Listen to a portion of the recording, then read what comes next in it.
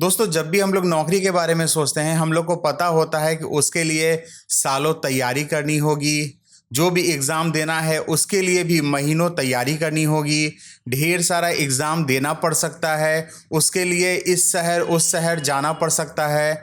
हम लोग को अपना परिवार, दोस्त यार, समाज सब छोड़ना पड़ सकता है।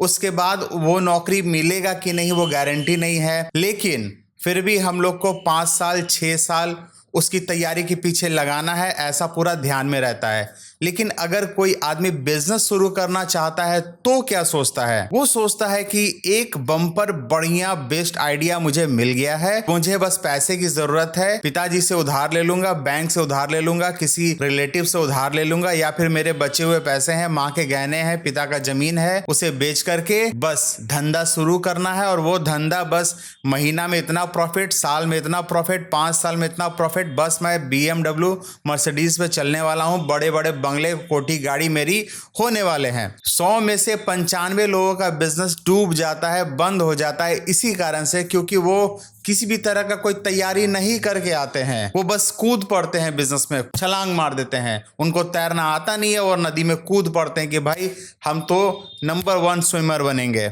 और गोल्ड मेडल लाके दिखाएंगे। कैसे गोल्ड मेडल पालोगे आप जब आपको तैरना नहीं आता है? कैसे बिजनेस में पैसे कमा लोगे आप? कैसे बिजनेस को बड़ा बना लोगे आप जब आपको बिजनेस करना नहीं आता है? तो दोस्तों, जब भी हम लोग बिजनेस शुरू करने के बारे में सोचे, सबसे पहले अपना एनालिसिस कर ले कि मेरी ताकत, कमजोरी, अवसर, अपॉर्चुनिटीज क्या है और उसके खतरे क्या क्या हैं। हमें ये 4 चीजों को देखना बहुत ही ज्यादा जरूरी है, यानी कि स्वॉट का एनालिसिस करना बहुत जरूरी है।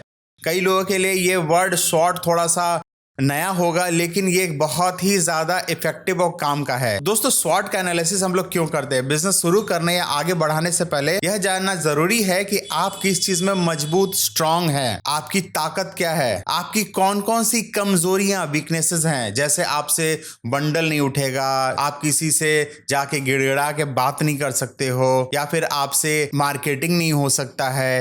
तो आपको अपनी वीकनेसेस पता होनी चाहिए, कौन कौन से मौके हैं, कौन कौन सी अपॉर्चुनिटीज आपके लिए खुली हुई हैं कि जब आप इस बिजनेस को स्टार्ट करोगे, आगे बढ़ाओगे, तो आपको क्या क्या चीजें मिलेंगी। उसके बाद इस बिजनेस में खतरे क्या क्या हैं जिससे आपको बचना है। दोस्तों, खतरे तो हर जगह होते हैं, हर बिजनेस में होते हैं, और आपको जब तक ये खतरे पता नहीं होंगे तब तक आप उनसे बचने के बारे में सोच भी नहीं सकते हो। तो इसी को कहते हैं स्वॉट एनालिसिस। यह आपके बिजनेस का दर्पण, मिरर है। आप जो भी बिजनेस स्टार्ट करोगे, चाहे कुछ भी करो, उसमें ये आपका बहुत काम आने वाला है। तो दोस्तों, आप अपना स्वॉट एनालिसिस कैसे करेंगे? चलिए, उसके लिए एकदम आसान तरीका हम लोग देखते हैं। एक पेपर लीजिए और पेन लीजिए, उसमें प्लस का पूरा बड़ा सा मार्क कर दीजिए, यानी उस पेपर को 4 भाग में डिवाइड कर दीजिए। सबसे पहला है स्ट्रेंथ। आप ये देखिए कि आपके पास कौन कौन सी स्किल है, आप क्या क्या चीजें जानते हैं, किन किन चीजों की पढ़ाई कर रखी है, क्या क्या चीजों का नॉलेज है, किन किन चीजों का अनुभव है, क्या आप मेहनती हैं, क्या आपके प्रोडक्ट की क्वालिटी अच्छी है, आप जो प्रोडक्ट बनाना चाहते हैं मार्केट में डिमांडेबल है, वो बढ़िया प्रोडक्ट है, वो कुछ काम का चीज है, वो मार्केट से सस्ता है जो दूसरे बेच रहे हैं। दूसरे भाग में आप डालिए वीकनेसेस, कमजोरियां। क्या आपके पास अनुभव की कमी है, पैसे की तंगी है, मार्केटिंग या सेल्स का डर है? बहुत लोगों को मार्केटिंग या सेल्स का डर होता है, प्रोडक्ट बना तो लेते हैं लेकिन उनको बेच नहीं पाते हैं। वो बेचने के बारे में बहुत डरते हैं कि इसको मार्केट में कस्टमर के पास कैसे लेके जाऊं, क्या ना तो नहीं बोल देगा, वो लेगा कि नहीं लेगा, वो मुझे दुत्कार तो नहीं देगा। तो ये थोड़ी सी डर होती है। पैसे का तंगी मतलब पैसे आपके पास कम तो नहीं है, ये आप नोट करिए। आपके पास अनुभव की कमी है या फिर आप पूरा अनुभवी हैं, ये भी थोड़ा सा आप देख लीजिए। अपॉर्चुनिटीज क्या क्या है? आप जो प्रोडक्ट मार्केट में बेचना चाहते हो, वो प्रोडक्ट मार्केट में नहीं मिलता है, उस रेट में नहीं मिलता है, उस क्वालिटी की नहीं मिलता है। ये आपकी अपॉर्चुनिटीज है जिससे कि आपका प्रोडक्ट मार्केट में हाथों हाथ बिकेगा। तो ये चीजें आपको नोट करनी है। थ्रेट्स में क्या क्या है? आप जो प्रोडक्ट बेचना चाह रहे हो, वो प्रोडक्ट का कंपटीटर पहले से है, सेम प्रोडक्ट मार्केट में सस्ते रेट में बिक रहा है, या फिर जिस रेट में आप बेचना चाह रहे हो उस रेट में बिक रहा है, या फिर कोई उधारी दे रहा है, क्या किसी का मार्केटिंग बहुत तगड़ा है, या फिर स्टॉक उनके पास बहुत है, रेंज बड़ी कंपनी का नाम है, रेंज बहुत ज्यादा है, या फिर वो कच्चा बिजनेस है, मतलब कि कोई ऐसा आइटम है जो कि सड़ गल सकता है, जल्दी खराब हो सकता है। ये भी आपको देखनी होगी।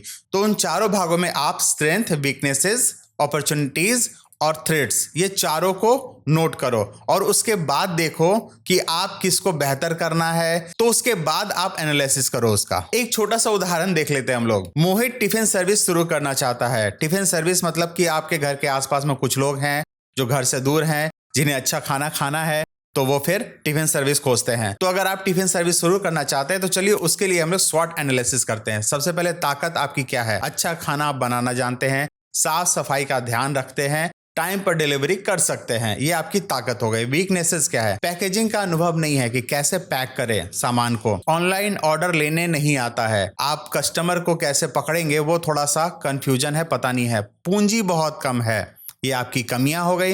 अपॉर्चुनिटीज, अवसर, कॉलोनी में कामकाजी लोग रहते हैं, आपके आसपास में बहुत सारे ऐसे लोग हैं जो बाहर से आए हुए हैं जिनको टिफिन की जरूरत है। बहुत सारी महिलाएं यहाँ पे काम करने आई हैं जो चाहती हैं कि भाई मुझे टिफिन मिले, और बहुत सारे लेडीज भी हैं जो काम करने के लिए आपको मिल जाएंगे। खतरे क्या क्या हैं? होटल्स वाले से कंपटीशन है, होटल वाले भी खाना इस तरह का उपलब्ध कराते हैं कि कोई आए और हमारे यहाँ खा ले महीने पे। अगर खाना अच्छा नहीं लगा तो ग्राहक वापस नहीं आएगा, अगर आपने अच्छा खाना नहीं बनाया तो फिर कस्टमर दोबारा आपको ऑर्डर नहीं देगा। तो दोस्तों आप ये करिए कि आप अपना स्वॉट एनालिसिस करिए। आप जो भी बिजनेस करना चाहते हैं उसके बारे में स्ट्रेंथ देखिए कि ताकत आपकी क्या क्या है, कम से कम 3 होनी चाहिए। वीकनेसेस जो आप सुधार सकते हैं, जो आपकी कमियां हैं उसको आप नोट करिए, और नोट करने के बाद ये देखिए कि आप इन चीजों पे क्या कर सकते हैं। जो अवसर हैं जो आपके एरिया में दिख रही हो, जो चांसेस है, जो बिजनेस की अपॉर्चुनिटी है, वो थोड़ा सा आप देखिए और उसको नोट करिए।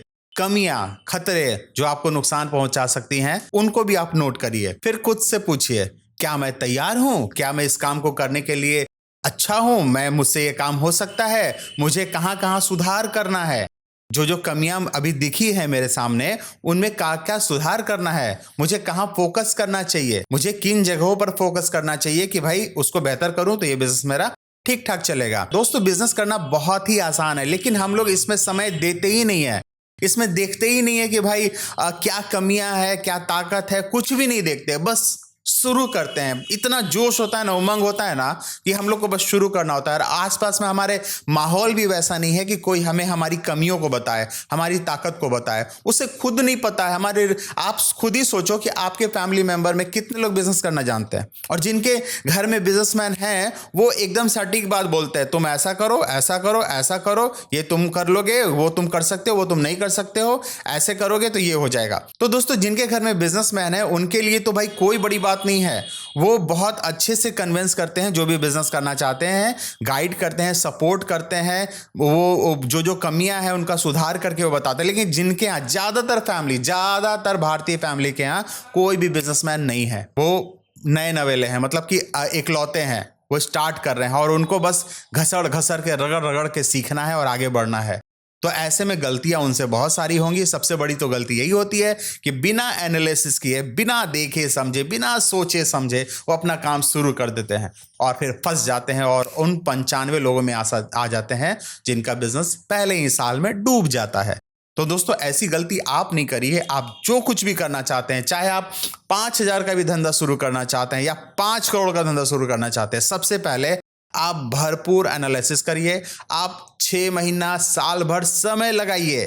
अगर छोटा बिजनेस है तो 1 महीना तो कम से कम दीजिए उसके पीछे, और अगर कोई बड़ा इन्वेस्टमेंट वाला बिजनेस है, बड़ा सेटअप है, तो उसके लिए कम से कम 6 महीना दीजिए। आप देखिए जाकर के जहां पे बिजनेस हो रहा है वहां पे कि वो कैसे कर रहे हैं, क्या क्या उनकी कमियां हैं, क्या क्या ताकत है, कैसे कैसे उस चीज़ों को सेटलमेंट करते हैं। वहां पे जाके सीखिए, अनुभव लीजिए, जानकारी लीजिए, तब आगे बढ़िए। तो दोस्तों 7वें दिन का मंत्र है कि अगर आपने खुद को और अपने हालात को अच्छी तरह से समझ लिया तो बिजनेस में आपको कोई नहीं हरा सकता।